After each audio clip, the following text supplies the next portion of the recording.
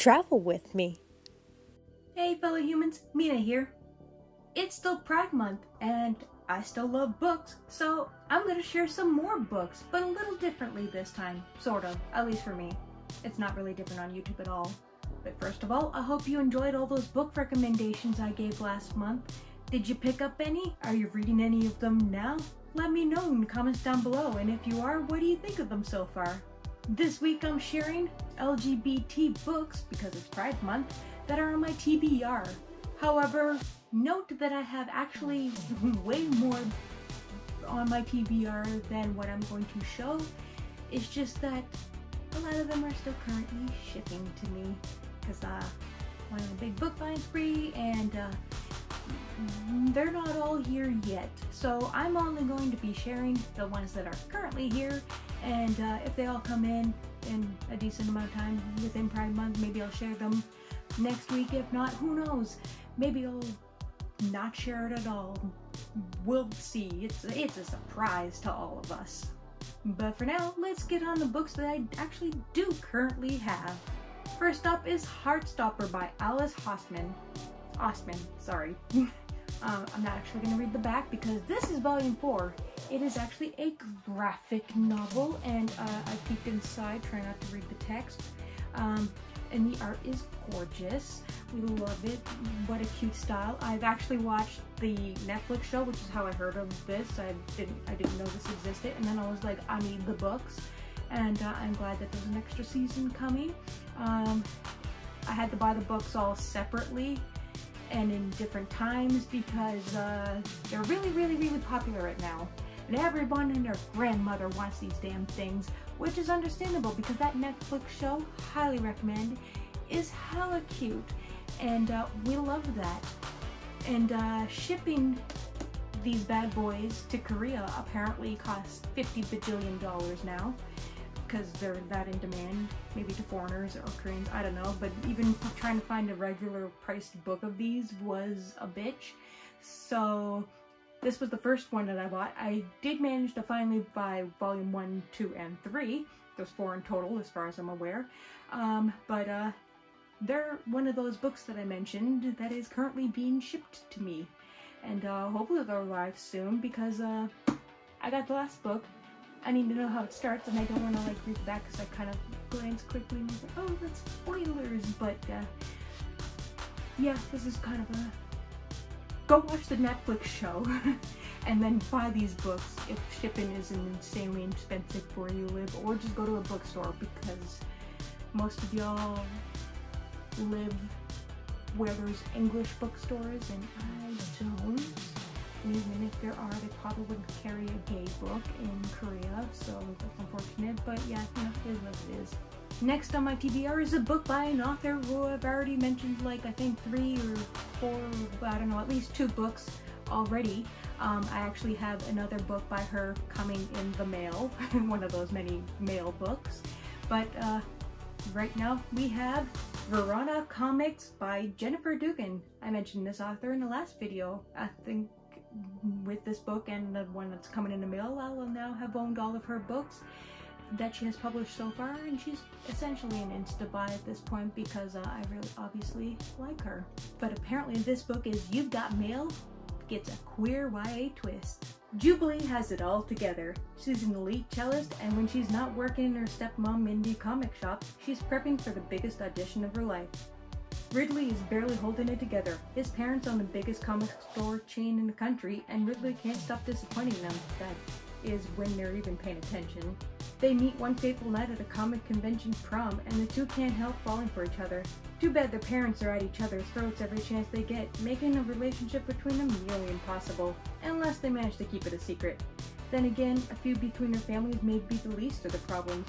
As Ridley's anxiety spirals, Jubilee tries to help but find her focus torn between her fast approach to an audition and their intensifying relationship. What if love can't conquer all? What if each of them needs more than each other can give? Admittedly, that doesn't sound exactly LGBT, but I did read online that there's LGBT in it, so that's why I'm including it. Next up on my TBR is All That's Left in the World by Erik J. Brown. When Andrew stumbles upon Jamie's house, he's injured, starved, and has nothing left to lose.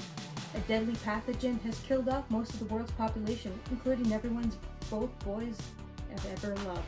And if this new world has taught them anything, it's to be scared of what other desperate people will do. So why does it seem so easy for them to trust each other? After danger breaches their shelter, they flee south in search of civilization. But something isn't adding up about Andrew's story, and it could cost him everything. And Jamie has a secret too. He's starting to feel something more than friendship for Andrew, adding another layer of fear and confusion to an already tumultuous journey. The road ahead of them is long, and to survive they'll have to shed their secrets, face the consequences of their actions, and find the courage to fight for the future they desire together. Only one thing feels certain. All that's left in the world is the undeniable pull they have towards each other. We love some good LGBT+ apocalyptic stories. Next up, we have As Far As You'll Take Me by Phil Stamper. Marty arrives in London with nothing but a Zobo and some saving from a summer job, but he's excited to start his new life, where he's no longer the closeted, shy kid who slips under the radar and is free to explore sexuality without his parents' disapproval. From the outside, Marty's life looked like the perfect fantasy. In the span of a few weeks, he's made new friends, he's getting closer with his first ever boyfriend, and he's even traveling around Europe. But Marty knows he can't keep up the facade. He hasn't spoken to his parents since he arrived. He's tearing through his meager savings. His homesickness and anxiety are getting worse and worse, and he hasn't even come close to landing the job of his dreams. Will Marty be able to find a place that feels like home? Last up, this is technically not a TBR, this is a currently reading. At the time of filming this video at least, I am currently reading this book, but I guarantee that by the time this video releases, I will have been done this book and probably the next one after it. Who knows? What book am I talking about? Surrender Your Sons by Adam Sass. Sass. Connor Major's summer break is turning into a nightmare. His SAT scores bombed, the old man he delivers meals to died, and when he comes out to his religious zealot mother, she had him kidnapped and shipped off to a secluded island. His final destination? Nightlife Ministries, a conversion therapy camp that will be his new home until he changes. But Connor's troubles are only beginning. At Nightlife, everyone has something to hide from the campers, to the converted staff and KG's camp director, and it's quickly become clear that no one is safe. Connor plans to escape and bring the other kidnapped teens with him, but first he's exposing the camp's horrible truths for what they are and taking this place down. So that's all the books that I have on my TBR that are currently in my possession, because like I said, I got a lot more, at least 4 or 5, maybe, I don't know, I can't remember, I bought a lot of books at some point, in the mail that are, some are being shipped, some are waiting to be shipped. Anyway, they should be here soon, but yeah, so that's all I currently have in my possession. How about you guys, my fellow humans? Did any of these sound like they'd be interesting to you? I know they certainly sound interesting to me, that's why I bought them. And the one that I'm currently reading, so far, it's hella dope. And I'm pretty sure they'll all be done before the year's up. Maybe even before the summer at this rate I'm going. I'm like tearing through books this year. That giant bookshelf that's right here that you don't see in the video, but that I showed in my bookshelf tour a few videos ago, it's filling up quite fast, and I just bought it this year. If any of these books sound interesting to you, let me know in the comments down below and we can have a discussion about them.